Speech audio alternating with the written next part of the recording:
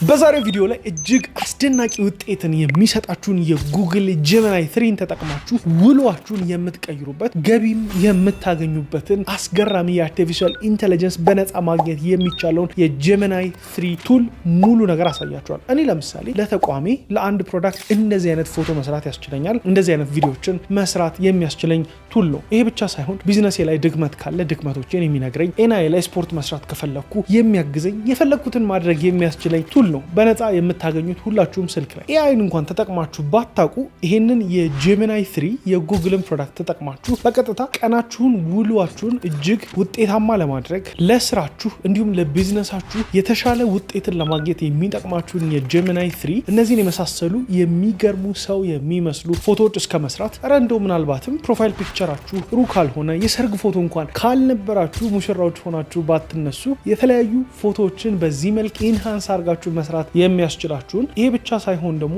በርካታ መጽሐፍ ማንበብ ብትፈልጉ መጽሐፎችን ሰመራይዝ የሚያደርግላችሁ፣ ቢዝነሳችሁ ላይ በደንብ ነግራችሁት ቢዝነሳችሁን እዚህ ጋር አሻሽል እዚህ ጋር አስተካከል ብሎ የሚያማክራችሁን አድቫይዘር ወይም ኮንሰልታንት ሊሆንላችሁ የሚችለውን ጀሚናይ 3ን እንዴት መጠቀም ትችላላችሁ? ምንድነው ጀሚናይ? ኤአይ እንኳን ተጠቅማችሁ ባታውቁ በዚህ ቪዲዮ ይዤላችሁ መጥቻለሁ። እመኑኝ፣ በዚህ ቪዲዮ መጨረሻ ህይወታችሁን የሚያሻሽሉ ነገሮችን መስራት የሚያስችላችሁን ቱል አሳያችኋለሁ። እኔ ጆኤል ነኝ። የዲጂታል ኮንስትራክት የተሰኘ የአርቲፊሻል ኢንተለጀንስ የዲጂታል ማርኬቲንግ ሶፍትዌሮች የሚገነባ ተቋም መስራች እንዲሁም ባለቤት ነኝ። ስለዚህ በዛሬው ቪዲዮአችን ላይ እንመለከታለን። ታዲያ ቪዲዮአችን ከመጀመራችን በፊት ላይክ፣ ሼር እያደረጋችሁ ስለ ኤአይ ደግሞ ሰምታችሁ የማታውቁ ከሆነ ሁለት አርቲፊሻል ኢንተለጀንስ ኮርሶችን በነፃ እየሰራሁላችሁ ስለሆነ እንድትመለከቷቸው እጠይቃለሁ። ቪዲዮአችን ከመጀመራችን በፊት ኤአይን ተጠቅማችሁ ምን ማድረግ ትፈልጋላችሁ? እኔ ለምሳሌ ኤአይን ተጠቅሜ ለድርጅቴ እንዲሁም ላለን ለምሳሌ የኪዋር ኮድ ሜኒው አለን ያንን ፕሮዳክት ሪፕሬዘንት የሚያደርግ ምስል በሚገርም ሁኔታ መስራት ፈልጋለሁ። ይሄ ነው እንግዲህ ምስሉ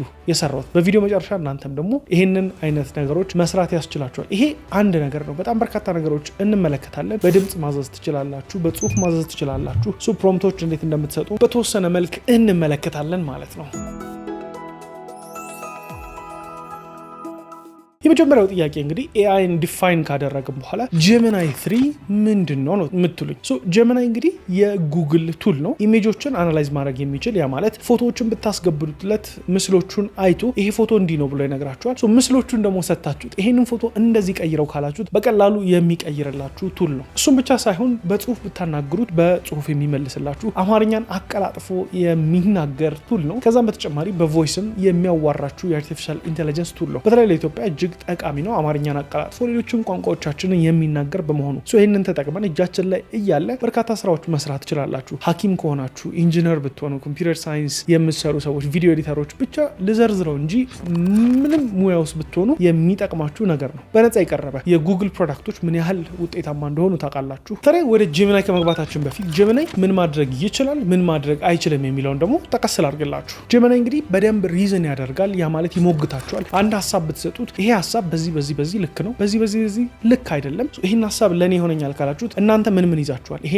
ካላችሁ ይሄ ይሆናል፣ ይሄ ከሆነ ይሄ አይሆንም ብሎ ሪዝኒንግ ካፓቢሊቲው ከፍ ያለ የአርቲፊሻል ኢንተለጀንስ ሞዴል ነው። በተጨማሪም ለየት የሚያደርገው ደግሞ መልቲ ሞዳል ቲንኪንግ የተሰኘ ምስል ሰጣችሁት፣ ጽሁፍ ሰጣችሁት፣ ድምጽ ሰጣችሁት በሁሉም በኩል አንደርስታንድ አድርጎ በእነዚህ መልቲ ሞዳል በሆኑ መንገዶች የሚያወያያችሁ ወይም ሪዝን ማድረግ የሚችል ነው። ይሄ እንግዲህ ከጥቂት ዓመታት በፊት አይቻልም ነበር ወይም በጣም ኢፌክቲቭ አልነበረም። በመቀጠል ጀሚናይ ደግሞ ለየት የሚያደርገው በጣም በርካታ ከጉግል ቱሎች ጋር ማለት ከኢሜል ጋር ከጉግል ዶክስ ጋር እንዲሁም ከሌሎች የጉግል ቱሎች ጋር ኢንተግሬት አድርጎ በደንብ ይሰራል። ለምሳሌ እኔ ጠዋት ገባሁ አይደል፣ በቮይስ የጂሜል አካውንቴን ከጀሚናይ ጋር ካገናኘሁት እስቲ ዛሬ የተላኩልኝ ኢሜሎች ንገረኝ። መስማት የምፈልገው ኢሜል ግን ስለ ክላይንት ብቻ ነው፣ ወይም ስራ ሊያሰራኝ የሚፈልግ ሰው ከነበረ እሱ የላከልኝ ኢሜል ካለ ብቻ ነው። ለምሳሌ የስራ ኢሜሎች ሊኖሩ ይችላሉ፣ ተጨማሪ ኢንተርናል ኦፕሬሽን ኢሜሎች ሊኖሩ ይችላሉ። እነሱን አልፈልግም። እኔ የምፈልገው በቃ ስራ ሊያሰራኝ ገንዘብ ሊከፍለኝ የተዘጋጀ ሰው ብቻ ነው ካላችሁ ፊልተር አድርጎ ምንም የላችሁም ወይም እከል የሚባል ሰው እንደዚህ ስራ ሊያሰራችሁ ብሎ ይነግራችኋል። ከእናንተ ኢሜል ውስጥ አውጥቶ አስቡት ምን ያህል ኢንሴን እንደሆነ። እሺ ጀሚናይ 3 ምን ማድረግ አይችልም ካላችሁን፣ ኤአይ እንግዲህ ገና እንደተጀመረ ነው ያለ ነው አሁን። ስለዚህ ጀሚናይ 3 እንግዲህ እንደ ሰው ማሰብ አይችልም። አርቲፊሻል ኢንተለጀንስ ነው። በቃ የሰው ሌቨል ቲንኪንግ ላይ አልደረሱም። ያ ማለት እንግዲህ የተለያዩ ካልኩሌሽኖችን ካልኩሌተር ከተፈጠረ ቆይቷል።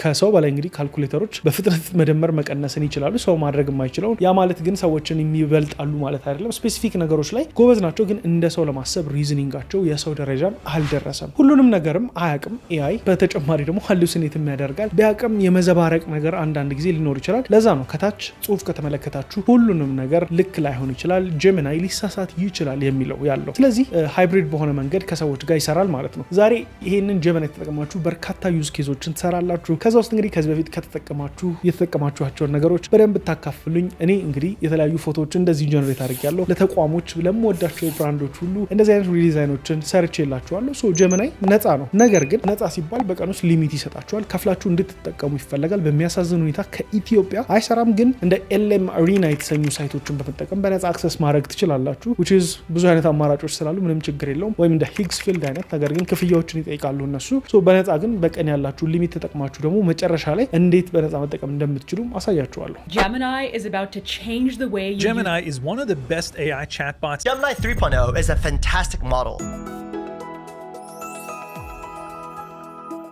እንኳን ወደ ኤአይ ወይም አርቲፊሻል ኢንተለጀንስ የሰው ሰራሽ አስተውሎት ኮርስ በሰላም መጣችሁ። በዚህ ኮርስ ቪዲዮ ላይ የምንመለከተው ጀሚናይ ነው። Hi, I'm Gemini. ነገር ግን ስለ ጀሚናይ ከማወቃችን በፊትም ወሳኝ የምላቸውን ለእናንተ የሚጠቅሟችሁን ነገሮች አወያያችኋለሁ። ይሄ ቪዲዮ ህይወታችሁን እንደሚቀይረው አትጠራጠሩ። ብዙዎቻችሁ ስለ ኤአይ ሰምታችኋል። ምናልባትም ቻት ጂፒቲን ወይም ጀሚናይን ተጠቅማችሁ ይሆናል። ግን ኤአይ በትክክል ምንድን ነው? እንዴትስ ነው የሚሰራው? ዛሬ ሳይንሳዊ ልብ ወለዶችን ወደ ጎን ትተን ነገሩን ከስር መሰረቱ በመነሳት እንፈተዋለን። ታዲያ ኤአይን ተጠቅማችሁ ገንዘብ የምታገኙባቸውንም ትክክለኛ መንገዶች በዚህ ቪዲዮ ላይ እንመለከታለን። ጊዜያችሁን መቆጠብ፣ ስራችሁን ማፍጠን ኤአይን ተጠቅማችሁ ስለሚቻል በዚህ ቪዲዮ ላይ በነፃ ወደ እናንተ አቀርብላችኋለሁ። ታዲያ ይህን ቪዲዮ ላይክ በማድረግ ቢያንስ 10,000 ላይክ እንዲሆን እንድታግዙኝ እጠይቃችኋለሁ። ይህን ፕሮግራም ማዘጋጀው እኔ ጆኤል ታላርጊ ነኝ። አሁን ወደ ክፍል 1 መሰረታዊ እውነታዎች ኤአይ ለምን አስፈለገ ወደሚለው እንሄዳለን። ኤአይ ምንድን ነው? ከጭንቅላት በላይ የሆነ መሳሪያ ነው ለኔ። በመጀመሪያ አንድን የተሳሳተ ግንዛቤ እናስወግድ። ኤአይ ማለት እንደ ሰው የሚያስብ ማሽን አይደለም። ዲጂታል አእምሮ የለውም። ንቃተ ህሊና ወይም ኮንሺየስነስ ወይም ስሜት የለውም። ኤአይን በቀላሉ እንዲህ እንረዳው። በከፍተኛ ደረጃ ፓተርኖችን መለየት የሚችል መልሶ መስራት የሚችል መሳሪያ ነው። ለምሳሌ ካልኩሌተርን እንውሰድ። 2 ሲደመር 2 ስትሉ 4 ይላችሁ። ካልኩሌተር ግን ሂሳብ አይገባውም። ቁጥር ምን እንደሆነ አያውቅም። እሱ ዝም ብሎ ሰው የሰጠውን ደንብ ይከተላል ማለት ነው። ይሄ ትራዲሽናል ሶፍትዌር ወይም የተለመደው የኮምፒውተር አሰራር ነው። የምንፈልጋቸውን ቁጥሮች ይደምራል፣ ያባዛል፣ ይቀጥላል። ነገር ግን እኛ የምንሰጣቸውን ዲቴል የሰው ልጅ አቀነባበር መስራት አይችልም። ስለዚህ ችግሩ የት ላይ ነው የሚለውን ልንገራችሁ። ችግሩ እዚህ ጋር ነው። እውነተኛው ዓለም እንደ ካልኩሌተር ግትር አይደለም። የሰው ልጅ ቋንቋ የተወሳሰበ ነው። ስሜታችንና ባህሪያችንን በደንብ መገመት ይከብዳል። ምስሎች፣ ንግግሮችና ጽሁፎች ሁል ጊዜ አንድ አይነት ህግ አይከተሉ። ለእያንዳንዱ የሰው ልጅ ጥያቄ፣ ለእያንዳንዱ ምስል ወይም ለእያንዳንዱ አረፍተ ነገር የኮምፒውተር ደንብ ወይም ሩል መጻፍ አይቻልም። ኤአይ የመጣው ይሄንን የሰው ልጅ ውስብስብ ለመፍታት ነው። እስቲ ልዩነቱን ባጭሩ ነው። የተለመደው ሶፍትዌር ኤአይ ሰው ሰራሽ አስተውሎት መመሪያን ይከተላል፣ ፓተርኖችን ይማራል፣ ሎጂክን ያስፈጽማል። ከምሳሌዎች ተነስቶ ደግሞ ጠቅለል ያለ ግንዛቤን ይይዛል። ሁኔታዎች ሲቀየሩ ይቆማል። እርግጠኛ ባልሆኑ ሁኔታዎች ውስጥ ይሰራል። ስለዚህ ኤአይ ብልህ ስለሆነ ሳይሆን ተለዋዋጭ ወይም ፍሌክሲብል ስለሆነ ነው የምንጠቀመው። ክፍል 2 ዘመናዊ ኤአይ እንዴት ይሰራል? ሞዴል ምን ማለት እንደሆነ ላስረዳችሁ። ብዙ ጊዜ ኤአይ ሞዴል ሲባል ትሰማላችሁ። ሞዴል ማለት በቀላሉ የሰለጠነ የፓተርኖች መለያ ማለት ነው። ከነዚህ ሞዴሎች ውስጥ እንግዲህ እነ ቻት ጂፒቲ፣ እነ ጀሚናይ፣ እነ ግሮክ እያልን መቀጠል እንችላለን። አንድ ሰው በሚሊዮን የሚቆጠሩ መጽሐፍትን፣ ኢሜሎችን፣ ንግግሮችን ቢያነብ ምን ይከሰታል? ቋንቋው እንዴት እንደሚጀምር፣ የትኞቹ ቃላት አብረው እንደሚሄዱና ጥያቄዎች እንዴት እንደሚመለሱ ገነዘባል። ኤአይ የሚያደርገው ይህንኑ ነው። እውነታዎች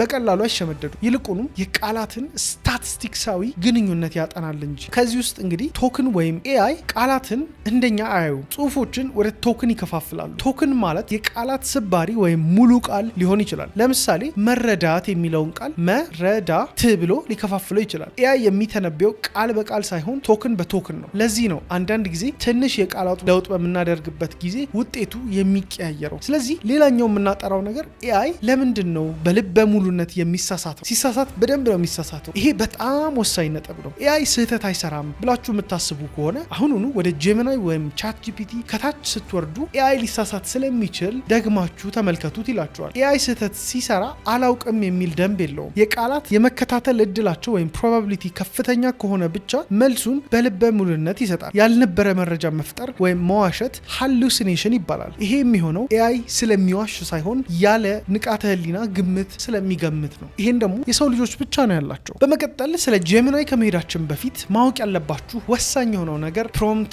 ኢንጂነሪንግ ይባላል። ፕሮምፕት ምንድን ነው? አሁን ዋናው ቁም ነገር ላይ መተናል። ፕሮምፕት ኢንጂነሪንግ ማለት AI መመሪያዎችን የመስጠት ጥበብ ነው። ለAI ብዙ ሰው AIን ጥያቄ እንደሚጠይቅ ሰው ያየዋል፣ ግን AI የሰው ልጅ የሚያደርገውን ግምት አይወስድም። ፕሮምፕት ማለት ምኞት ሳይሆን ንድፍ ወይም ብሉፕሪንት ነው። ፕሮምፕት ኢንጂነሪንግ የሚያስፈልገው AI የራሱ ዓላማ ወይም ግብ ስለሌለው እናንተ ካልነገራችሁት እሱ ዝም ብሎ ይገምታል። ስለዚህ ነው እዚህ ጋር AIን አጠቃቀሙን በደንብ አርጋችሁ መረዳት ያለባችሁ። ከዚህ ውስጥ እንግዲህ ከዚህ በፊት ሰዎች ፕሮግራሚንግ ሲማሩ ታውቃላችሁ። ኮምፒውተሮችን በራሳቸው ቋንቋ ለማናገር ጃቫስክሪፕት፣ HTML፣ CSS እየተባለ በጣም ብዙ አይነት ትምህርቶችን ሰዎች ይማራሉ። ይሄ ሁሉ ኮምፒውተሮችን በራሳቸው የኮምፒውተር ፕሮግራም ቋንቋ ለማናገር ነው። አሁን ግን AI የኮምፒውተርን ቋንቋ አውቆ የሰዎችን ልጅ ቋንቋ አውቆ በራሳችን ቋንቋ ሊያናግረን የመጣው ማለት ነው። ስለዚህም ፕሮምፕት ኢንጂነሪንግን ካወቅን በራሳችን ቋንቋ AIን እንዴት ማስረዳት እንደምንችል እንገነዘባለን ማለት ነው። 4 የፕሮምፕት መሰረቶች ወይም the 4 pillars የሚባሉ አሉ። ጥሩ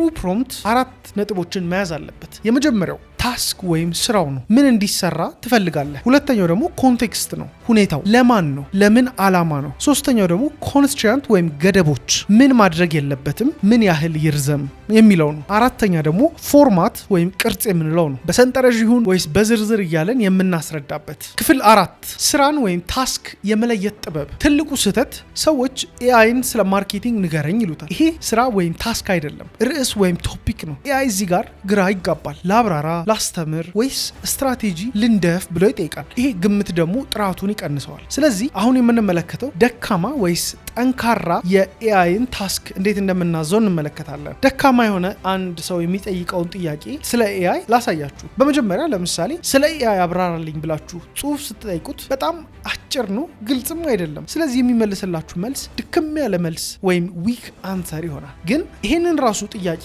በደንብ መጠየቅ ከፈለጋችሁ የAIን መሰረታዊ ሀሳብ ቴክኒካዊ እውቀት ለሌለው ጀማሪ ሰው ቀላል ቋንቋና የዕለት ተዕለት ምሳሌዎችን በመጠቀም አብራራልኝ ብትሉት በጣም ዝርዝር መልስ ይሰጣችኋል። አሁን ሁለቱንም ጥያቄ ጠይቀን ስክሪኑ ላይ ምን አይነት መልስ እንደሚመልስልን ጄሚናይ 3 እንመለከታለን።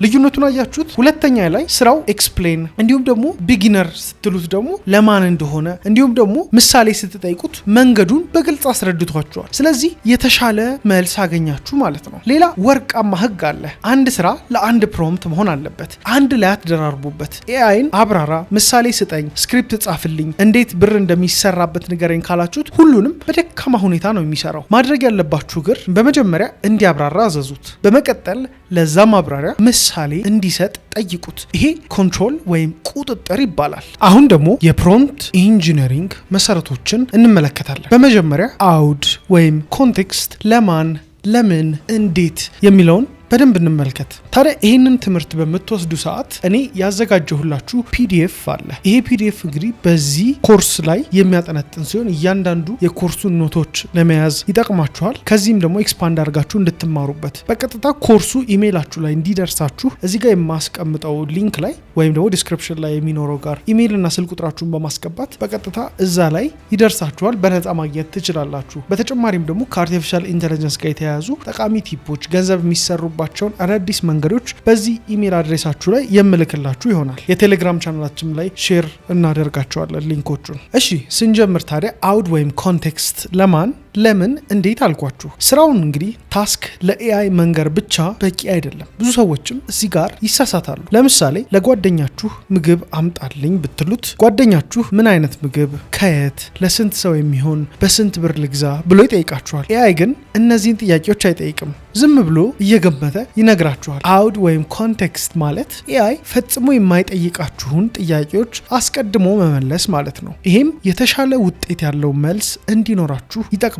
ስለዚህ ፕሮምፕት ኢንጂነሪንግ ላይ ይሄ መረጃ ለማን ነው፣ ተደራሲው ምን ያህል እውቀት አለው፣ ይሄ መረጃ የት ነው ጥቅም ላይ የሚውለው የሚለውን ነው። አውድ ከሌለው ኤአይ የሚሰጣችሁ መልስ አማካይ ወይም ጄኔሪክ ይሆናል። እንደ ዊኪፒዲያ ደረቅ ያለ ስሜት የሌለው መረጃ የሚወጣው በአውድ እጥረት ምክንያት ነው። ከዚህ ጋር ተያይዞ እኔ አንድ ነገር ለማግኘት የምጠይቅበት መንገድ እጅግ ለየት ያደርገዋል ብዬ አስባለሁ። ለምን ኤአይ ላይ ረጅም ጊዜ እነዚህን ፕሮምፕቶች በመጻፍ ምን አይነት ጽሁፍ ስጽፍለት ወይም ፕሮምፕት ስሰጠው ምን አይነት ጥሩ ምላሽ እንደሚሰጠኝ አውቃለሁ። ከዚህ በፊት በጣም ስለፋ የነበረው ኤአይን በጣም ጠቅለል ያሉ ወይም ጀነራል ጥያቄዎች እጠይቀዋለሁ። ለምሳሌ ዛሬ ስለ ኤአይ ኦቶሜሽን ማወቅ ብፈልግ ኤአይ ላይ ገባና ከዚህ በፊት ጉግል ላይ ማድረግ እንደለመድኩት እስቲ ባክህ ስለ ኤአይ ኦቶሜሽን አስተምረኝ ብዬ ጠይቀዋለሁ። በቃ ኤአይ ደግሞ በደንብ ዘርዝሮ አይነግራችሁም ማለት ነው። ያ ማለት እንግዲህ ስለ ኤአይ ኦቶሜሽን ይነግራችኋል። ግን ለእናንተ እንዲጠቅም ከጉግል በተሻለ መልኩ እንዲነግራችሁ ከፈለጋችሁ እኔ የ12 ዓመት ልጅ ነኝ፣ እኔ የሃይ ስኩል ተማሪ ነኝ ያላችሁን የትምህርት ደረጃ ትነግሩታላችሁ። በኤአይ ኦቶሜሽን ተጠቅሜ ደግሞ ገንዘብ መስራት እፈልጋለሁ። ታዲያ ጀማሪ ስለሆንኩ አሁን ለምሳሌ እኔ የኮምፒውተር ሳይንስ እውቀት አለኝ፣ ኤአይ ኦቶሜሽንን መስራት እፈልጋለሁ። በመቀጠል ደግሞ እስቲ እንደ ኖት አድርገህ ስጠኝ። ቀጣይ ደግሞ ከሰጠኝ ነገር ላይ ተነስቼ ነው ሌላ ጥያቄ የምጠይቀው። ባንዴ አላደራርብበትም። በዚህም እጅግ ለየት ያለ መልስን አገኛለሁ። ከምን አንጻር? እስቲ ስለ ኤአይ ኦቶሜሽን ንገረኝ ከማለት አንጻር ማለት ነው። ይሄ እንግዲህ ትልቅ መፍትሄ ነው። አውድ ያስፈልገዋል ማለት ነው። አውድ ወይም ኮንቴክስት የምንለው ደግሞ የተለያዩ ደረጃዎች አሉት። የመጀመሪያው የተደራሲ አውድ ወይም ኦዲየንስ የሚባለው ለጀማሪ ማለት ብቻ በቂ አይደለም። ለቴክኖሎጂ እንግዳ ለሆነ አነስተኛ ነጋዴዎች ካላችሁት ኤአይ ቃላቱንና ምሳሌዎቹን ለነጋዴ ወይም ቴክኖሎጂ ብዙም ለማያውቅ ሰው በሚመጥን መልኩ ይቀይረዋል ማለት ነው። በዚህም እናንተ የምትረዱበት እንዲሁም ግንዛቤውን ይጨምርላችኋል። ለምሳሌ ሐኪሞች እርስ በርስ ሲያወሩ ምን እንደሚሉን ላይገባን ይችላል። ነገር ግን ለታካሚዎቻቸው ሲያስረዷቸው ቀለል ባለ ቋንቋ ያደርጉታል። አሁን ግን ይገባናል ማለት ነው። ከኤአይም ጋር የሚኖረን ግንኙነት እንደዚህ መሆን አለበት። ሁለተኛው የአውድ ደረጃ ደግሞ ዓላማ አውድ ይባላል። ፐርፐዝ እንለዋለን በእንግሊዝኛ። ለምን ይሄን ማወቅ ፈለጋችሁ? ስህተቶችን እንዲያስወግዱ ወይስ አዲስ ክህሎትን እንዲያገኙ ብሎ እንዲመልስልን አይነት ነገር። ሶስተኛ ደግሞ የመገናኛ ዘዴ አውድ ወይም ሚዲየም ነው። ይሄ በጣም ወሳኝ ነው። ለማንበብ የሚሆንን ጽሁፍ እና ለቪዲዮ የሚሆንን ንግግር ወይም ናሬሽናቸው ይለያያሉ። እንግዲህ የሚሰማው ሰው ስክሪኑን ማየት እንደሚችል ግምት ውስጥ አስገባ ካላችሁ ኤአይ ገላጭ ቃላትን መጠቀም ይጀምራል። ስለዚህ እነዚህ የአውድ ደረጃዎች ወሳኝ ናቸው። በመቀጠል ደግሞ ገደቦች ወይም ኮንስትሬንቶችን እንመልከት። ድንበሩ የት ነው? አሁን ደግሞ ስለ ገደቦች ስንነጋገር ገደብ ማለት ለኤአይ የምንሰጠው አጥር ነው። ኤአይን በነፃነት ፍጠር ካላችሁት አንዳንዴ አላስፈላጊ ዝርዝር ውስጥ ይገባል። ስለዚህ እንዲህ ያሉ ገደቦችን አስቀምጡለት። ለምሳሌ ርዝመቱ ከ300 ቃላት አይለፍ፣ የማይነኩ ነገሮች ወይም ቴክኒካዊ ቃላቶችን አትጠቀም፣ ትኩረት ላይ ደግሞ ከጥቅሙ ይልቅ ጉዳቱ ላይ ብቻ አተኩር ብትሉት ገደብ ጥራትን ይጨምራል። ምክንያቱም ኤአይ አላስፈላጊ መረጃዎችን እንዲያጣራ ያደርገዋል። ልብ በሉ እዚህ ጋር አላስፈላጊ ማለት ምናልባት ለኔ የሚያስፈልግ ለእናንተ ግን የማያስፈልግ ነገር ሊሆን ይችላል። ስለዚህ ኤአይ ከእናንተ ጋር በሚያወራበት ጊዜ ለእናንተ የሚያስፈልገውን ብቻ እንዲሰጣችሁ ማድረግ ነው አላማው እንጂ ከዚህ በፊት በጉግል ሰርች ስናደርግ ወይም በሌሎች ሰርች ኢንጂኖች በቀጥታ ስንጽፍለት አንድ ብሎግ ፖስት ላይ ይወስደናል። ከዛ ብሎግ ፖስት ላይ አንብበን እንረዳለን። ያ የተጻፈው ግን ለአብዛኛው ሰዎች ነው፣ ለራሳችን አይደለም። ኤአይ የሚለየው ግን ለራሳችን እንዲሆን አድርገን ማውጣት መቻላችን ነው። በቀጣይ ደግሞ የውጤቱን ቅርጽ ወይም አውትፑት ፎርማት እንመልከት። መልሱ ምን ይምሰል? በመጨረሻም መልሱ ምን መምሰል እንዳለበት መወሰን አለባችሁ። ብዙ ሰው ይሄን ይዘነጋል። ኤአይ መልሱን በምን መልክ ይስጣችሁ? ለምሳሌ እናንተ እንደለመዳችሁት ጀስት በቃ ስጠኝ ካላችሁት ይሰጣችኋል። ግን በዝርዝር ወይም ቡሌት ፖይንት ስጠኝ፣ በሰንጠረዥ ንገረኝ፣ በንግግር መልክ አስቀምጥልኝ፣ ወይም ደግሞ ስቴፕ ባይ ስቴፕ ደረጃ በደረጃ ንገረኝ ካላችሁት እንዲሁም በፒዲኤፍ ማድረግልኝ ብትሉት ይሰጣችኋል። ይሄ ምርጫ እንዳለ ግን የምታውቁት በዚህ መልክ ስትጠይቁት ነው ማለት ነው። ለእኛ ዩቲዩብ ቪዲዮ መልሱ ያው ለድምፅ ንባብ የተዘጋጀ ቀጣይነት ያለው ጽሁፍ መሆን አለበት። ዝርዝር ቡሌት ፖይንት አትጠቀም ብለን ካላዘዝ ነው ንግግራችን የተቆራረጠ ይሆናል። ቅርጽን መወሰን ውጤቱና ወጥ የሆነውን ነገር ዝግጁ እንዲሆንልን ያደርጋል ማለት ነው። ስለዚህ ክፍል 3 ላይ ፕሮምፕት ኢንጂነሪንግ ማለት ቃላትን ማሳመር አይደለም፣ ሀሳባችሁን በግልጽ መዋቅር ማስቀመጥ ማለት ነው። እስቲ በአራት ነገሮች እንየው። አንደኛው ታስክ ወይም ስራውን፣ ሁለተኛው ኮንቴክስት ወይም አውድ፣ ሶስተኛ ደግሞ ኮንስትሬንት ወይም ገደብ ነው። አራተኛነት ደግሞ አውትፑት ወይም ፎርማት ቅርጹ ማለት ነው። እነዚህ አራቱ ሲሟሉ ኤአይ አስማት የሚሰራ ነው የሚመስለው፣ ግን አስማት ሳይሆን የእናንተ ግልጽ መመሪያ ውጤት ነው ማለት ነው። በዚህ ቪዲዮ ላይ ኤአይ የሚሰራበትን መንገድ ነው እያስረዳኋችሁ ያለሁት። የጀሚናይን ደግሞ እንግዲህ እነዚህን ጀሚናይ ላይ እየወሰዳችሁ መጠቀም ትችላላችሁ። ነገር ግን ለቻት ጂፒቲም ለግሮክ ወይም ለተለያዩ የኤአይ ላርጅ ላንጉጅ ሞዴሎች የሚሆኑ ኮንሰፕቶች ናቸው። ታዲያ እነዚህን በነፃ ነው ለእናንተ የማውቃትን ትንሽ እውቀት እያካፈልኳችሁ ያለሁት። ይህን ተጠቅማችሁ ደግሞ እንዴት ገንዘብ መስራት እንደምትችሉ፣ በተጨማሪም ደግሞ የዕለት ተዕለት ህይወታችሁ ለምሳሌ የዲጂታል ማርኬተር ከሆናችሁ፣ ሐኪም ብትሆኑ፣ ኢንጂነር ብትሆኑ እንዴት ማስተካከል እንደምትችሉ እነዚህን መሰረታዊ ነጥቦች ከገባችሁ እጅግ ቀላል ይሆንላችኋል። ታዲያ እነዚህንም ኖቶች እንግዲህ በነፃ አካፍላችኋለሁ። እዚህ ስክሪን ላይ የምትመለከቱት ወይም ደግሞ ዲስክሪፕሽን ላይ የምታገኙት ሊንክ በመጫን በቀጥታ ኢሜይል እና ስልክ ቁጥራችሁን በማስገባት የዚህ ኖት እንዲደርሳችሁ አደርጋለሁ። በመቀጠልም ከኤአይ ጋር ተያይዘው አዳዲስ የሚወጡ መረጃዎችን፣ ገንዘብ የሚሰራባቸው መንገዶች በዚሁ ሼር አደርጋችኋለሁ።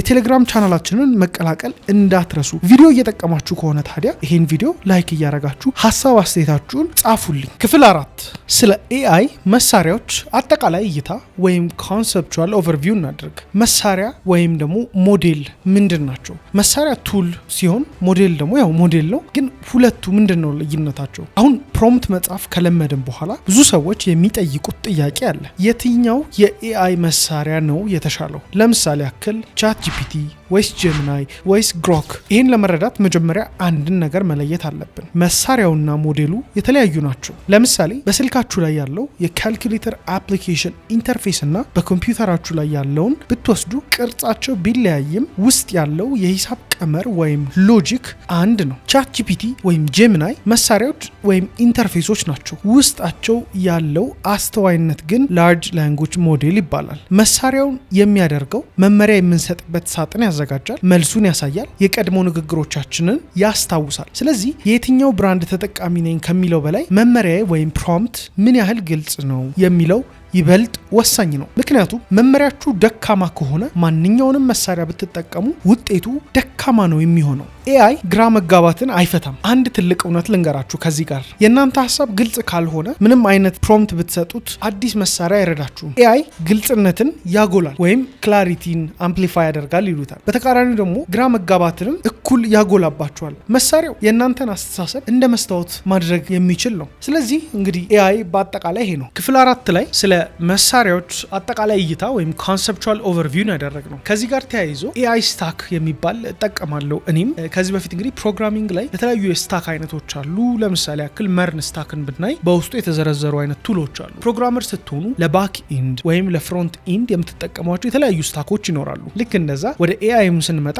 የምንጠቀማቸው ስታኮች አሉ። የኔን ልምድ ባካፍላችሁ ቻት ጂፒቲን እንደ ብሬንስቶርሚንግ አብዛኛውን ጊዜ ከቴክስት ወደ ቴክስት ያሉ ፕሮምፕቶችን ለመጻፍ የቻት ጂፒቲ አሁን ላይ 5.2 ሞዴል እጠቀማለሁ ማለት ነው። ከዚህ ይዤ ደግሞ ለምሳሌ በቻት ጂፒቲ የጻፍኳቸውን ጽሁፎች ወይም ፕሮምፕቶች ወስድና የጀሚናይ ናኖ ባናና ፕሮ ላይ ወስጄው ኢሜጆቹን ከዛ አገኛለሁ ማለት ነው። ስለዚህ አሁን ሁለት ቱሎችን ተጠቅሜ የተለያየ አውትፑት አገኘው። በመጀመሪያ አንድን ፎቶ መስራት እንዴት እንዳለብኝ ፕሮምፕት በቻት ጂፒቲ አዘጋጃለሁ። በመቀጠል ደግሞ ያንን ፕሮምፕት ወስጄ ጀሚናይ ላይ አስገባዋለሁ ማለት ነው። ልክ እንደዚህ ደግሞ ለኮዲንግ የምትጠቀሙት ሌላ ቱል ሊኖራችሁ ይችላል። ክሎድ፣ ፐርፕሌክሲቲ እያለን መቀጠል እንችላለን። የተለያዩ ሞዴሎች አሉ፣ የተለያዩ ቱሎች አሉ። ስለዚህ ከዚህ ውስጥ እናንተ የምትመርጧቸውን ስራዎች ለመስራት የሚኖሯችሁ ስታኮች ይለያያሉ ማለት ነው። ታዲያ አንዳንዶቹ ሞዴሎች መጻፍ ላይ ጎበዝ ሲሆኑ፣ አንዳንዶቹ ሞዴሎች ደግሞ ምስል ማውጣት ላይ እጅግ ጎበዝ ናቸው። አንዳንዶቹ ሞዴሎች ደግሞ ቪዲዮ መስራት ላይ እጅግ ጎበዝ ናቸው ማለት ነው። ስለዚህ የተለያዩ ሞዴሎችን ተጠቅመን የተለያዩ አውትፑትን ማድረግ እንችላለን። ስታክ አደረግነው ማለት ደግሞ ከአንዱ ሞዴል የምናገኘውን ውጤት ሌላኛው ሞዴል ላይ ያስገባን፣ ከዛኛው ሞዴል ደግሞ የምናገኘውን ወደ ሌላ ሞዴል እያስገባን ኤአይዎችን በተለያየ መንገድ ተጠቀምን ማለት ነው። ትንሽ ውድ ሊሆን ይችላል ይሄኛው፣ ምክንያቱም የተለያዩ ሞዴሎችን በብዛት ስትጠቀሙ ክፍያዎችን የመጠየቅ ነገር ስለሚኖር ማለት ነው። ይህንን ካየን በኋላ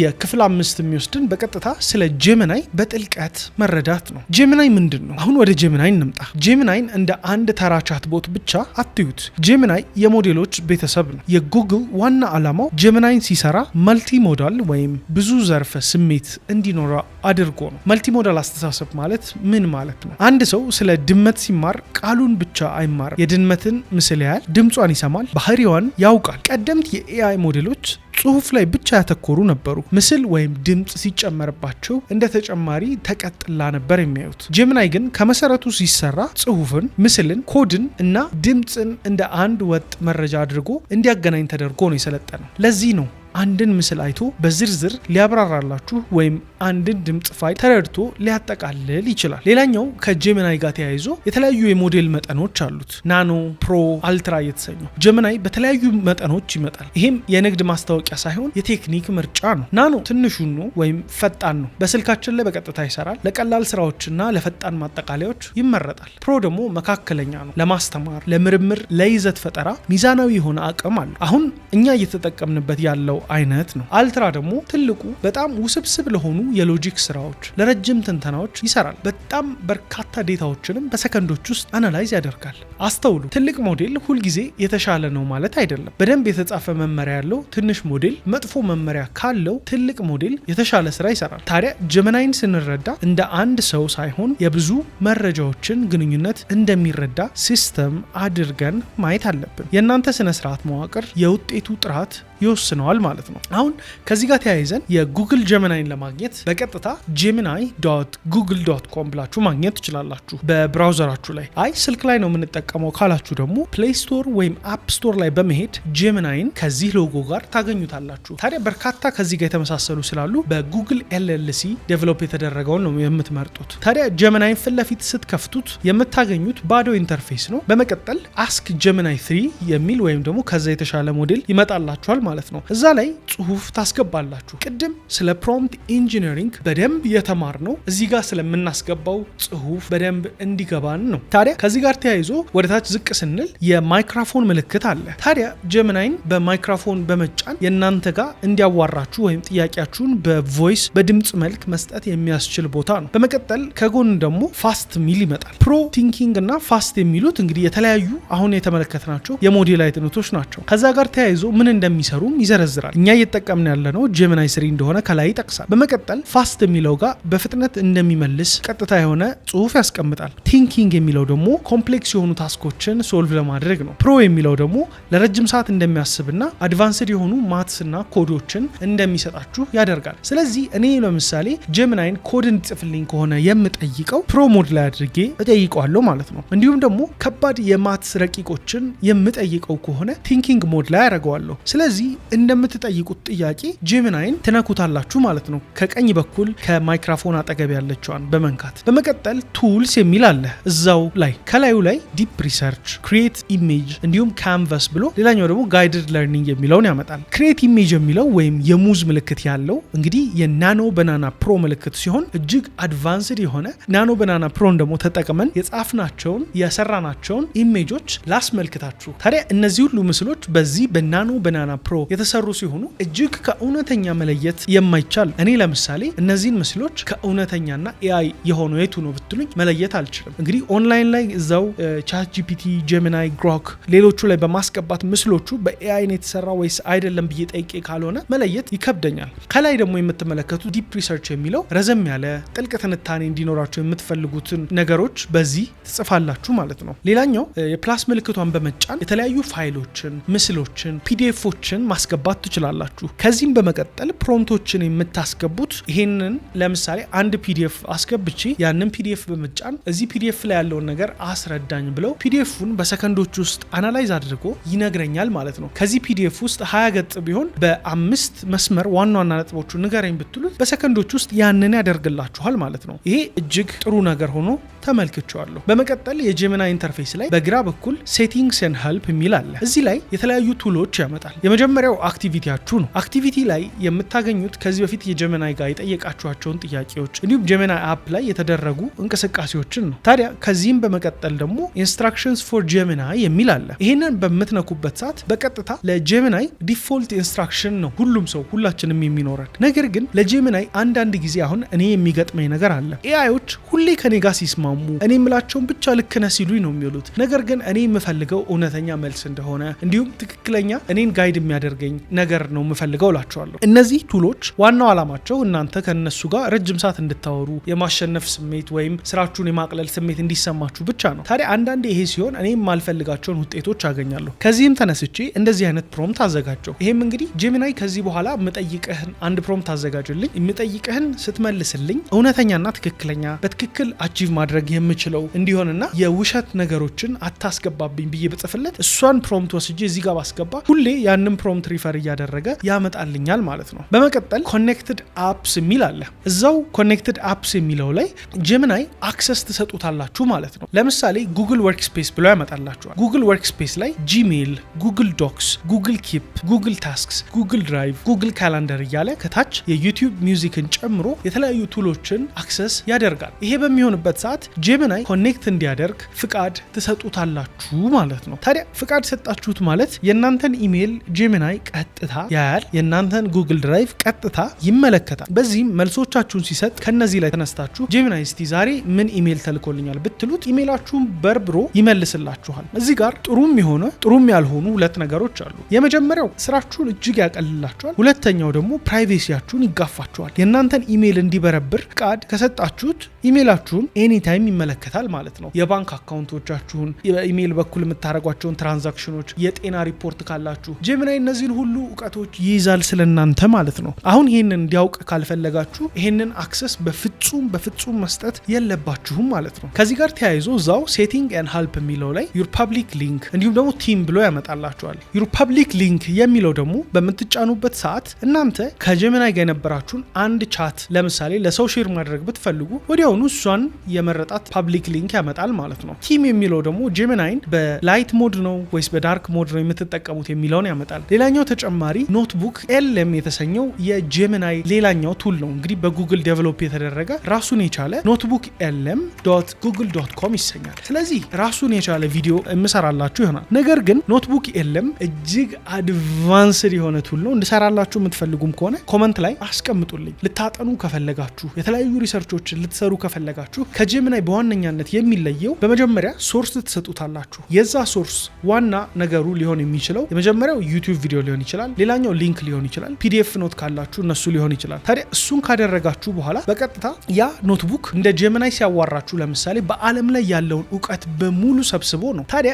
ይሄኛው ኖትቡክ ኤልኤም ግን የሚያዋራችሁ ከናንተ ሶርስ ላይ ብቻ በገነባው እውቀት ነው። ለምሳሌ ነገ የባዮሎጂ ፈተና ቢኖራችሁ ቀጥታ የባዮሎጂ ፒዲኤፋችሁን ለምሳሌ የምትማሩት ደግሞ ስለ ዲኤንኤ ከሆነ ስለ ዲኤንኤ ዩቲዩብ ላይ ሰርች ያደረጋችሁትን በቀጥታ እነሱን ቪዲዮ ሊንኮች በማስገባት እናንተን የሚመልስላችሁ ከዛ ጋር ተያይዞ ነው። ከሁሉም የሚያስገርመኝ በቀኝ በኩል ስቱዲዮ የሚለው ጋር ኤአይ የኦዲዮ ኦቨርቪው ይላል። ከዚህ ተነስቶ እንግዲህ ከናንተ ቪዲዮ ላይ 15 ደቂቃ ድረስ የሚደርሱ ፖድካስቶችን ማዘጋጀት፣ ማይንድ ማፖችን ማዘጋጀት፣ ፍላሽ ካርዶችን፣ ኢንፎግራፊክሶችን፣ ዴታ ቴብሎችን፣ ኩይዞችን፣ ሳይድ ዴኮችን እንዲሁም ሪፖርት ጨምሮ ያዘጋጅላችኋል። ከፈለጋችሁ ደግሞ በቪዲዮ ኦቨርቪውም ይሰጣችኋል ማለት ነው። እጅግ በጣም ፓወርፉል የሆነ የጉግል ቱል ነው። ስለዚህ ቪዲዮ እንድሰራላችሁ የምትፈልጉ ከሆነ በኮመንት አስቀምጡልኝ። ታዲያ ጀሚናይን ተጠቅማችሁ መስራት የምትችሏቸውን እነዚህ ነገሮች አሳየኋችሁ። በመቀጠል ደግሞ የጀሚናይን አንድ አካል የሆነውን የናኖ ባናና ፕሮን እኔ እነዚህን ምስሎች ለመስራት የምጠቀምበትን መንገድ ላስመልክታችሁ። በመጀመሪያ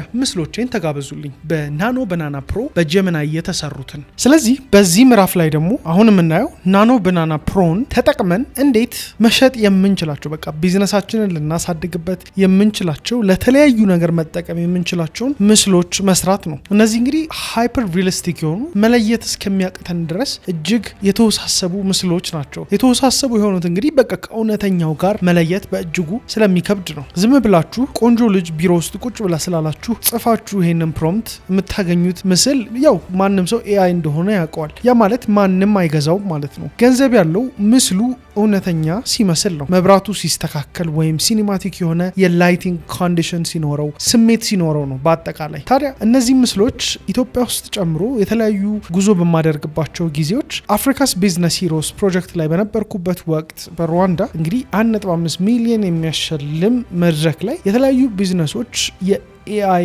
ምስሎች ነበረ ሙሉ በሙሉ ፕሬዘንቴሽናቸውን ለመስራት የተጠቀሙት። ምናልባት እንግዲህ ኤቢኤች እንደ ስታንዳርድ አስቀምጦት ይሁን አልገባኝም። ነገር ግን መድረኩ ላይ ተመለከትኳቸው ቢዝነሶቹን የሚገልጹ ምስሎች በሙሉ በኤአይ ነበር የተሰሩት። ዞር ስንል ደግሞ አገራችን ላይ የኢትዮጵያ ቀላል ባቡር አዲስ አበባ ውስጥ የሚገኘው ላይ ጨምሮ የተለያዩ ባንኮች እንግዲህ የኤአይ ምስሎችን ሲጠቀሙ ተመልክቻለሁ ማለት ነው። ይሄ ማለት እንግዲህ ለኤአይ እየተጠቀሙበት አገራችን ላይ እየተሸጠ ነው ያለው ማለት ነው። ኤአይን ተጠቅማችሁ በዚህ መልክ ገንዘብ ከምትሰሩባቸው መንገዶች አንዱ ነው። ገንዘቡ ምን ላይ ነው ያለው ካላችሁኝ ደግሞ ኳሊቲው ላይ ነው ያለው። ከዚህ ውስጥ እንግዲህ ወደ ቴክኒኩ ከመግባታችን በፊት አንድ ነገር ላይ እንስማማ። ለምንድነው ተፈጥሯዊ ወይም ሪሊስቲክ ምስል የምንፈልገው? መልሱ ቀላል ነው። መልሱ እንግዲህ በቃ ሰዎች መለየት እንዳይችሉት ትክክለኛ ምስልን ለመፍጠር ነው። አንድ ባንክ ለምሳሌ አንድን ሞዴል ቀጥሮ ቦታ ተከራይቶ ወይም ቦታ አዘጋጅቶ ከዛ ሰራተኞችን አሰማርቶ አንድ ፎቶ አንስቶ ኤዲት ተደርጎ አይቶት ድጋሚ ኤዲት ደረግ ተብሎ ያንን ምስል ላይ የሚያወጣውን ጊዜና ጉልበት ገንዘብ ጨምሮ ነገር ግን በአንድ ጊዜ በቀላሉ በዚህ ፕሮምፕቶች ትክክለኛ የሆኑ ምስሎችን ሰዎች መለየት የማይችሏቸው ማቅረብ ከቻለ አስቸኳይ ጉዳይ ቢኖረው የቱን የሚመርጥ ይመስላችኋል? ይሄን የሚሰራ ሰው ካለ ደግሞ ይሄንን መሸጥ ይችላል ማለት ነው። ስለዚህ በቀላሉ ይሄንን ነገር እንግዲህ ወደ ገንዘብ መቀየር የሚችል ነው። ለምሳሌ ያክል እንግዲህ ከዚህ በፊት ስቶክ ምስሎችን መሸጥ የተለመደ ነው። ስቶክ ፎቶግራፊ ወይም አዶቤ ስቶክ ወይም ሸተር ስቶክ ላይ ምስል ለመሸጥ ምስሉ የኤአይ ፊሊንግ ካለው ውድቅ ይሆናል፣ አይሸጥ። ነገር ግን በቃ ሪሊስቲክ ከሆኑ የመሸጥ አዝማሚያቸው ይጨምራል። ለደንበኞች ወይም ፍሪላንሲንግ ላይ አንድ ደንበኛ ለምርቱ ማስታወቂያ ምስል ሲፈልግ ሰው ሰራሽ የሚመስል ምስል አይቀበልም፣ ወይም ኤአይ ከሆነ አይቀበላችሁም። ትክክለኛ የሚመስል መሆን አለበት። ሌላኛው ደግሞ በብዛት የሚጠቀሙት እንግዲህ ሶሻል ሚዲያ ኮንቴንት ላይ ነው። ትንሽ በጀት ላለው ሰው ነገር ግን ሃይ ኤንድ ማርኬቲንግ መጠቀም ከፈለገ ወይም ኢንፍሉዌንሰሮች ራሱ ቢያስፈልገው የዩጂሲ የሚባል የዩዘር ጀነሬትድ ኮንቴንት መስራት ቢያስፈልገው እነዚህን ይጠቀማል። ያንን ግን አድቫንስድ የሆነው ኮርሳችን ላይ አቀርብላችኋለሁ። ለማንኛውም እዚህም ማስቀምጥላችሁ ኒውስ ሌተር ላይ ሳይን አፕ እንድታደርጉ ጠይቃችኋለሁ። ታዲያ ናኖ ባናና ፕሮ እንዴት ያስባል የሚለውን እንመልከት። ናኖ ባናና ፕሮ ወይም ማንኛውም ከፍተኛ የኤአይ ሞዴል ቅድሚያ የሚሰጠው ለነዚህ ነገሮች ነው። የመጀመሪያው ሳብጀክት ወይም ዋናው ጉዳይ ነው፣ ምን እያየን ነው የሚል ነው። ሌላኛው ደግሞ ሪሊዝም ኪዩስ ናቸው፣ የእውነታው ምልክቶች፣ ፎቶግራፍ ነው ወይስ ስዕል። ሶስተኛው ደግሞ ካሜራና ላይቲንጉ ነው። ካሜራ ወይም እና መብራት በጣም ወሳኝ ናቸው። ኢንቫይሮንመንት ወይም አካባቢው ነው፣ የት ነው ያለው የሚለው ነው። ወርቃማው ህግ ወይም ጎልደን ሩል እዚህ ላይ የጻፋችሁትን የመጀመሪያዎቹ ሁለት መስመሮች የፎቶውን 70% ጥራት ይወስናሉ። መጀመሪያ ላይ ግልጽ ካልሆናችሁ ኤአይ በራሱ መላምት ይሞላዋል ማለት ነው። ይሄ ደግሞ ጥራቱን እጅግ አድርጎ ይገለዋል። ስለዚህ አሁን ምስሎችን መፍጠር እንጀምራለን ማለት ነው። የመጀመሪያው እስቲ ወደ 6 ደረጃ ፎርሙላ ላሳያችሁ። ምስሎችን በጣም ትክክል አድርጋችሁ መስራት ከፈለጋችሁ ሳብጀክት ነው አንደኛው፣ ሰውየው ወይም እቃው ማን ነው የሚለው ነው። ሁለተኛ ደግሞ አክሽኑ ነው፣ ምን እየሰራ ነው። ሶስተኛው ኢንቫይሮንመንት የት ነው ያለው የሚለው ነው። አራተኛ ላይቲንግ መብራቱ እንዴት ነው። አምስተኛ ካሜራው ኢቭን ሌንሱን ራሱ መጥቀስ ይኖርባቸዋል ትክክለኛ የምትፈልጉት ጥራት አይነት እንዲያመጣላችሁ። ስድስተኛ ደግሞ ጥራቱን የሚገልጹት ቃላቶች ናቸው። አንድ ፕሮምፕት እኔ a young African man standing confidently wearing a modern black hoodie inside a minimal tech office, soft natural daylight coming from large windows, shot on DSLR camera, high detail, sharp focus, realistic color ስትሉት በቃ ይሄ ከ90% ሰዎች የተሻለ ነው። ለምን ካላችሁኝ ቦታውን መብራቱን እንዲሁም ካሜራውን ጠቅሰናል። ግን ይሄ ለገንዘብ ስራ በቂ አይደለም። በቃ አሁን ወደ ፕሮ ደረጃ እናሳድገው ማለት ነው። ምክንያቱም አንድ ምስል በቃ ሰው እንዳይለየው መሸጥ የሚችል ነገር ሲሆን ነው ትክክለኛ የምንለው። እኔ ይህንን ምስል ልሸጠው የምፈልገው ከሆነ ከዚህም በላይ አሻሽለዋለሁ። መካከለኛ ደረጃ ቁጥጥርና ጥራት ብናደርግ ወይም ኢንተርሚዲየት ቢኖረን የምናደርገው ምስሉን ሰው ሰራሽ ከሚያስብሉት ነገሮች እናጸደዋለን፣ ወይም ደግሞ ፎቶ ሪል የማይመስልበት መንገድ እናስተካክለዋለን። ለዚህ 3 ተጨማሪ ነገሮች እንጨምራለን። እንጀምር። የመጀመሪያው ካሜራ ሌንሱን ነው በሰባተኛ ደረጃ ፊቱ እንዳይለጠጥ። ስምንተኛ ደግሞ ዴፕዝና ፎከሱን ወይም ጥልቀቱን ነው የኋላው እንዲደበዝዝ ወይም ቦካ ይሰኛል። ዘጠነኛው ደግሞ ማቴሪያልና ቴክስቸሩን ነው ያ ማለት ምስሉን እውነተኛ ያደርገዋል። ስለዚህ እዚህ ላይ የምናሻሽለው hyper realistic portrait of a young Ethiopian man standing upright with relaxed shoulders inside a modern glass wall tech office, warm afternoon sunlight casting soft shadows, shot with a 50mm lens at eye level, shallow depths of field, cinematic bokeh, realistic skin texture, visible pores, natural color grading እና ፕሮፌሽናል ፎቶግራፊ ብላችሁ የምትሰጡት ፕሮምፕት በቃ ይሄንን ፎቶ ያሳብደዋል፣ ሌላ ታሪክ ውስጥ ነው የሚከተው። ሶስት አብራሩ እንግዲህ 50 ሚሊ ሜትር ሌንስ ጨምረናል እዚህ ላይ። የሰው ፊት ያው በትክክል እንዲታይ ያደርጋል። ቦካውም አሪፍ ነው፣ የኋላው ብዥ ያደርገዋል ማለት ነው። ለፕሮፌሽናል ፎቶ ወሳኝ ነው ብዙ ጊዜ የምትመለከቷቸው። ሌላኛው ደግሞ ቪዚብል ፖርስ ናቸው። ቆዳው የፕላስቲክ ነገር እንዳይመስል ብዙ ጊዜ ኤአዮች የሚሰሩት ቀዳዳዎቹ ሳይቀር ይሄ የሰው ልጅ ቆዳ ፐርፌክት አይደለም፣ ትንሽ እንከንታዩበታላችሁ። ሰው ሲያረጅ ሪንክል ነገር ይኖረዋል። ስለዚህ በዚህ መሰረት ጥራት ዲቴል ማውጣት እንችላለን ማለት ነው። አሁን ደግሞ በቃ አድቫንስድ ደረጃ እናደርሰው ነው። አድቫንስድ ደረጃ ወይም ሲኒማቲክ ሃይፐር ሪሊዝም ያለበት ደግሞ በቃ ይሄ ነው ገንዘብ የምትሰሩበት ሻት። አሁንም ከዚህም በላይ ደግሞ እናስተካክለው። ይሄኛው ደረጃ ነው ጌሙን የሚቀይረው ብዬ አስባለሁ። እንግዲህ ኤአይን ተጠቅሜ ገንዘብ መስራት ከጀመርኩ ቆየት ብያለሁ። እንግዲህ ፕሮምፕቲንግ ከቴክኒክ ወደ ጥበብ የሚቀየረው እዚህ ጋር ነው። ስለ ፊዚክስ እናወራለን። መብራቱ ከየት መጣ፣ ጥላው ወዴት ወደቀ የሚለውን ነው። የፕሮ ደረጃ ፕሮምፕት አወቃቀሩ የመጀመሪያው ሳብጀክት አለ፣ ስለ ሳብጀክት አውርተናል። በመቀጠል ደግሞ አይደንቲቲ ሎክ ወይም የሰውየው መልክ እንዳይቀየር ማድረግ አለብን፣ ምክንያቱም ያን ፎቶ ለተለያየ ጊዜ ልንጠቀመው እንችላለን። ካራክተር ኮንሲስተንሲ ይሰኛል። ይሄ እንግዲህ ቪዲዮዎችም ላይ የተለያዩ ፕሮጀክቶች ላይ በዚህ መልክ ነው ኤአይ ሲቸገር የነበረው። ላይቲንግና ፊዚክሱ የላይቲንግ ፊዚክሱ የብርሃን አቅጣጫውን ጭራሽ እናስተካክላለን ማለት ነው። የካሜራም እንግዲህ ቅድም እንግዲህ ሌንስ ብቻ ነው የመረጥነው። አፕሬቸሩን አይሶን በትክክል በቃ ፎቶ ስናነሳ ካሜራውን ይዘን እንደምናደርገው ነው የምናደርገው። ኔጌቲቭ ፕሮምፕቶች ደግሞ እናስገባለን ማለት ነው። ኤአዩ በቃ እንዳይሰራ የምንከለክለው። አሁን ይሄንን ሁሉ ካደረግን በኋላ አልትራ ይሄ እንግዲህ ፕሮምፕቱን ከዚህ ጋር እያያችሁት ነው። አልትራ ፎቶ ሪሊስቲክ ሲኒማቲክ ፖርትሬት ኦፍ አ ያንግ ኢትዮጵያን ማን ሴም ፌሻል ስትራክቸር ስታንዲንግ ኢን አ ሃይ ኤንድ ፊውቸሪስቲክ ኦፊስ አት ሰንሴት አለ። ጎልደን አወር ላይት እንዲገባ አድርገናል። ከዛ እዚህ ጋር ዲቴሎቹን እያቸው።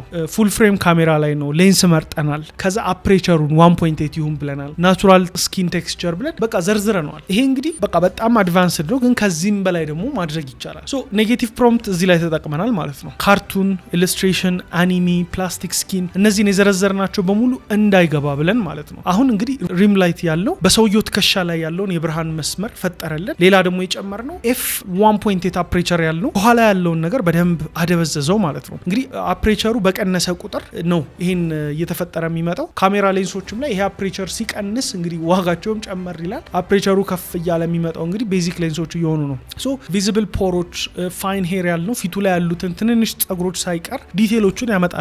ይሄ ምስል እንግዲህ ለቢልቦርድ ማስታወቂያ ቢታተም እንኳን ማንም ኤአይ ነው ብሎ አይጠራጠርም ማለት ነው። ሶ እነዚህ ፕሮምፕቶች እጅግ ኢምፖርታንት ናቸው። ከዚህ ጋር ተያይዞ ኢንትረስትድ ከሆናችሁ እንግዲህ ከዚህም በላይ አድቫንስድ በሆነ መልክ ፎቶዎችን ሰርታችሁ ፎቶዎችን ወደ ቪዲዮ መቀየር። እንግዲህ እዚህ ጋር አሁን ዳያናን ላሳያችሁ። ዳያና ስትደንስ ስታወራ ትመለከቷላታላችሁ። እንደሱ አይነት ነገሮች መስራት ከፈለጋችሁ አድቫንስድ የሆነ ኮርስ አለን። እሱንም ኒውስ ሌተራችን ላይ ሳይን አፕ ካረጋችሁ በኋላ ይደርሳችኋል ማለት ነው እንደሱ አይነት ኮርሶች ሲመጡ። ስለዚህ ናኖ ባናና ፕሮ ወይም ማንኛውም ኤአይ ፈጠራን ብቻ ሳይሆን ግልጽነትን ነው የሚሸልመው። መሸጥ የምትችሉት ለኤአይ እንደ ደራሲ ሆናችሁ በቃ እንደ ካሜራማን እየሆናችሁ በዛ ሌቭል ዲቴል የሰራችሁትን ስራ ነው እንጂ ቤዚክሊ ማንም ሰው አንድ ሁለት ላይን ጽፎ የሚያመጣውን አይደለም። ታዲያ ይሄን ለማድረግ እንግዲህ እኔ ቻት ጂፒቲን ጄሚናይን እጠቀማለሁ። በዛሬ ቪዲዮአችን ላይ ግን ስለ ጄሚናይ ስለሆነ እየሰራን ያለ ነው። ሀሳባችሁን በሰውኛ ቋንቋ ለምሳሌ እኔ እንደዚህ አይነት ሰው ፈልጋለሁ እንዲህ አይነት ላይቲንግ ይኖረው ብላችሁ ስታስረዱት ፎቶ እንዲሰጣችሁ ሳይሆን ፕሮምፕት እንዲሰጣችሁ ነው ማድረግ ያለባችሁ። ያንን ፕሮምፕት ወስዳችሁ ደግሞ ድጋሚ አሻሽላችሁ ሌላ ፕሮምፕት አሻሽላችሁ ፎቶ እንዲሰጣችሁ ማድረግ ከቻላችሁ ትክክለኛ ነገር